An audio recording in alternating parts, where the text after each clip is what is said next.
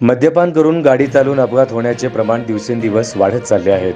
मागील आठवड्यात पुण्यात अशीच एक घटना घडली असताना त्याच अनुषंगाने सोलापूर शहर पोलीस आयुक्त एम राजकुमार यांच्या आदेशानुसार सोलापूर शहरातील साखरपेठ परिसरात रात्री 10 वाजण्याच्या सुमारास वाहतूक शाखेच्या वतीने विशेष तपासणी मोहीम राबवण्यात आली आहे. या मोहिमेत विशेष करून ड्रिंक अँड ड्राईव्ह त्याचबरोबर या कार चालकांवरती कारवाई करण्यात आली असून अधिक लक्ष देण्यात आलं आहे. या कारवाईत 15 ते 17 ड्रिंक अँड ड्राईव्ह करणाऱ्यांवरती कारवाई करण्यात आली आहे. तसेच अल्पवयीन मुले विना वाहन परवाना गाडी चालवण्या अशांवरती देखील कारवाई करण्यात आली आहे. पुण्यासारखी घटना सोलापुरात घडू नये यासाठी खबरदारी म्हणून सोलापुरात अशा कारवाया होणार आहेत, अशी माहिती वाहतूक शाखेच्या वतीने देण्यात आली आहे.